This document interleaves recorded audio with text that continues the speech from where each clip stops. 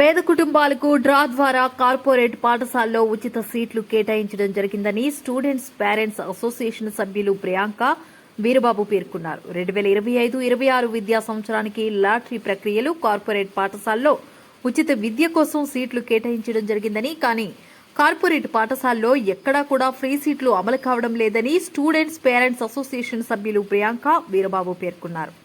సోమవారం జిల్లా కలెక్టరేట్ వద్ద ధర్నా నిర్వహించి జిల్లా అధికారులకు వినతి పత్రం అందజేశారు. ఈ సందర్భంగా వారు మాట్లాడుతూ కార్పొరేట్ పాఠశాలలో చేరేందుకు పాఠశాలలకు వెళితే యాజమాన్యం సీట్లు ఇవ్వడం లేదన్నారు.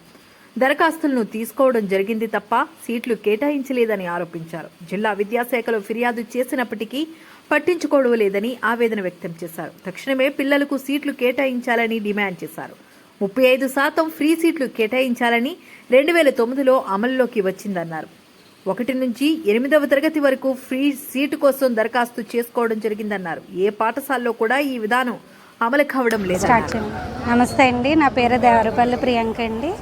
ప్రైవేటు విద్యా సంస్థలకి 25% అండి పేద విద్యార్థులకి ఫ్రీ సీట్ అప్లై వచ్చిందండి. ఇది 2009లో యాక్ట్ అనేది మనకి అమలు అయ్యిందండి.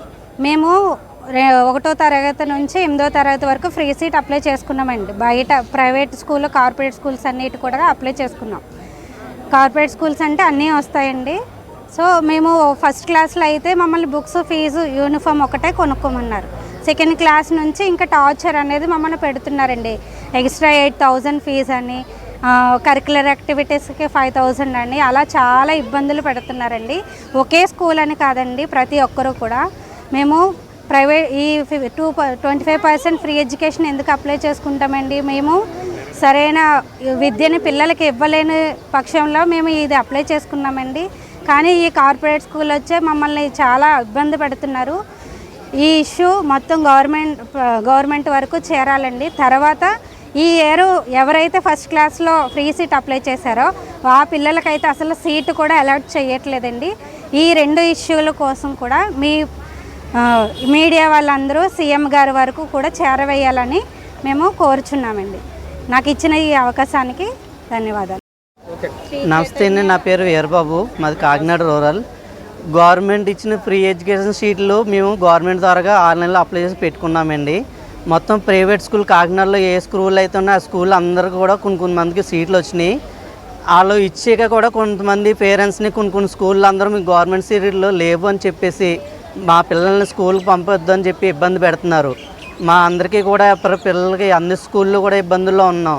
ప్రస్తుతం ఏ గవర్నమెంట్ మాకు ఆ సహాయం చేయట్లేదు సహకారం.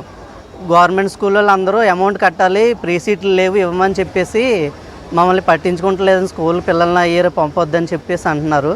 అమ్మఒడి కూడా చాలామంది పడలేదు కూడా, అది కూడా పడాలని కూడా చెప్పేసి అంటున్నాం. గతంలో ఒకసారి స్కూల్లో సెలవుల ముందు ఒకసారి ఇచ్చాం, స్కూల్లో ఏడిపిస్తున్నారని. ఇప్పుడు కూడా స్కూల్ తీసే కూడా సీట్లు ఇవ్వలేదని మళ్ళీ కలెక్టర్ ఆఫీస్కి ఒకసారి వచ్చాం ఆర్జీ పెట్టుకోవడానికి. గవర్నమెంట్ మాకు అందరికీ సపోర్ట్ చేయాలని చెప్పి అడుగుతున్నాను. మొత్తం అందరు పేరెంట్స్ వచ్చి అన్ని స్కూల్లో. మా పేరు వీరబాబు అండి. సార్ అందరికీ నమస్కారం అండి. మాది కాకినాడ రూరల్ పంత నానాజీ గారి నియోజకవర్గం అండి. ఈ మాటకి చెప్పడానికి గల ముందు రావడం గల కారణం ఏంటంటే గవర్నమెంట్ ఇచ్చిన RT 12(1)C చట్టం ప్రకారంగా మేము మాకున్న బిడ్డలకి ఫ్రీ సీట్ అప్లై చేసుకోవడం జరిగిందండి. గవర్నమెంట్ ఇచ్చిన చట్ట ప్రకారం అప్లై చేసుకుంటే లిస్టులో మా పేర్లు వచ్చినాయి. పేర్లు వచ్చి అప్పుడే నెల 15 రోజులు దాటేస్తుంది. కానీ ఇప్పుడు వచ్చి మాకు ఏ స్కూల్ అయితే సీట్ వచ్చిందో ప్రతి స్కూల్ ఇక్కడ ఉన్న ప్రతి తల్లిదండ్రులు ఆడవాళ్ళు పిల్లలు తీసుకుని ఎండ లేకుండా వాన లేకుండా ప్రతి స్కూల్కి ప్రతిరోజు వెళ్ళి మాకు వచ్చిన ఈ ఫ్రీ సీట్ని మా పిల్లలకి మీరు ఇవ్వాలని మేము కోరుతుంటే వాళ్ళు కనీసం మమ్మల్ని పట్టించుకోకుండా, మా బాధ పట్టించుకోకుండా, మేము అన్నం కూడా తినకుండా మానేసి ప్రతిరోజు స్కూల్ తిరుగుతున్నామండి. కానీ ఏ స్కూల్ యాజమాన్యం మమ్మల్ని పట్టించుకోవట్లేదు.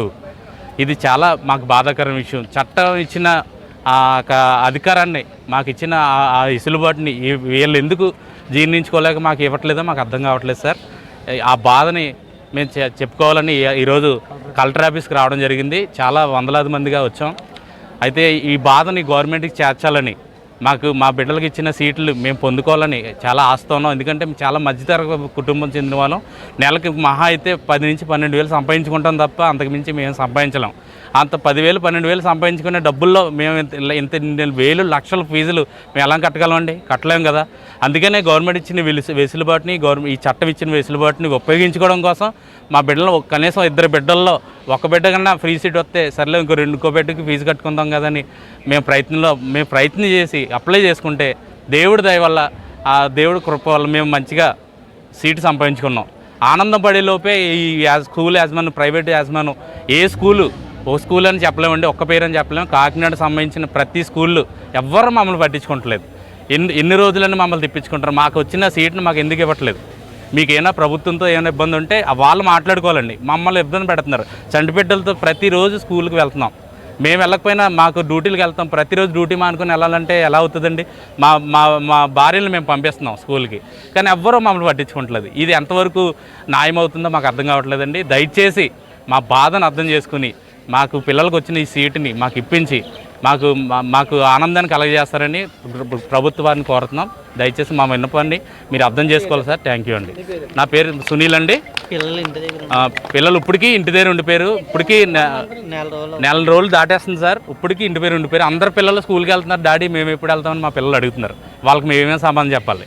కాబట్టి మా పిల్లలకు కూడా అందరితో పాటు చదువుకునే అవకాశాన్ని మీరు మాకు కలగజేయాలని మేము కోరుతున్నాం. 1 మంత్ అయిందండి.